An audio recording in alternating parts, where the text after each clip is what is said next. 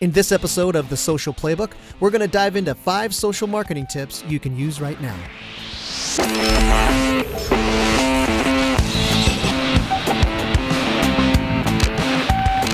Hi y'all, welcome to the Social Playbook, your source for all things social marketing. I'm your host, Pete Stringfellow, and today we're going to go over more from the world of social media marketing. We have 5 social marketing tips you can take and use right after you watch this video.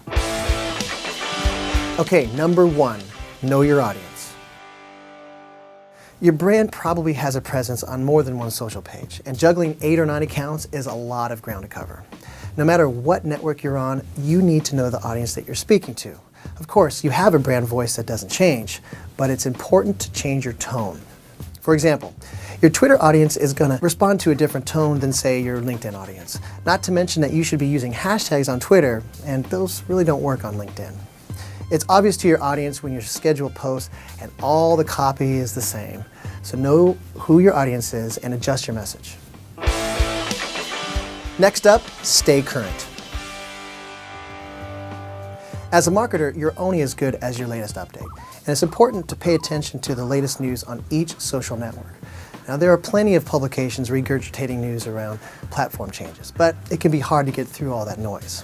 Now, if you haven't already, it's time to bookmark each social network's blog, where they post latest product updates, changes, and news. For example, Facebook's blog is the Facebook Newsroom. And Twitter, you can follow them at their handle, which is @Twitter, or go to their blog, blog.twitter.com. Seems like a no-brainer, but proactively checking each on a regular basis keeps you ahead of the noise and your competition. That's just one of the reasons we created the show, which was to give you guys an easy, digestible way to get all the highlights. And the fact that you're watching right now means that you're off to a good start. Third, maximize reach. Now, it's one thing to be putting out awesome content on your social pages, but on Twitter, that might not always be enough. Are the right people seeing your awesome content? All right, well, here are a couple tools you can use to maximize your reach. You definitely want to be using the Twitter summary card to make your tweets stand out in a user's feed. Plus, you will still maintain the integrity of appearing native to Twitter. Another thing, the biggest mistake that is made on Twitter is starting a tweet with an @ sign. Now, the problem here is that this only allows your audience and the audience of the handle you are mentioning to see the tweet. So, if you can, adjust the copy so that you don't have to start with it. But if you absolutely need to start the tweet with an @ sign, just use a period in front of it. That way, everybody gets to see it. Okay, tip 4, real time versus right time. Now, we all want to be part of the conversation, and real-time marketing has been hyped up, and yes, seen results over the last couple years. But it's not always as easy as a quick and dirty Oreo moment. As a marketer, you have to know when real-time marketing will hold the highest value and when you're just adding to the social noise. Now, the Super Bowl is a great example, but any live event holds an opportunity for brands to become a relevant part of a conversation, or maybe even an opportunity to hold back. JCPenney's had a great play in this year's 2014 Super Bowl. 2 quick garbled tweets that looked like they had a few too many drinks that got them retweeted and favorited by thousands.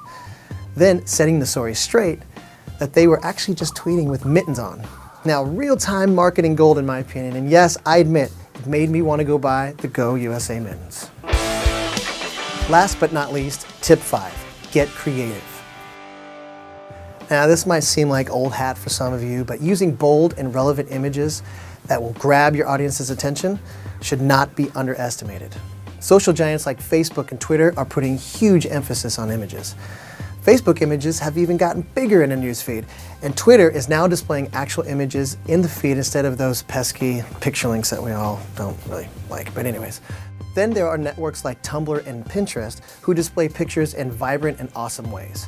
And clearly these guys all know what they're doing, right? So follow their lead and use images whenever and wherever possible. All right, that wraps it up for our 5 tips. Take them and run. Okay, everyone, that does it for episode 2 of the Social Playbook. As always, feel free to reach out to us in the comments section below, or if you can, send us a little hashtag, the Social Playbook, if you have any questions, or maybe there's some topics you'd like to see us cover. So thanks for watching, and we'll see you next time. Newsroom, and the Twitter you can follow. We could take that out and post. Probably as good as your As a marketer, you're only, I'm about to burp and I can't continue. I'm just testing you. You're doing good. Yo, this is how I do it.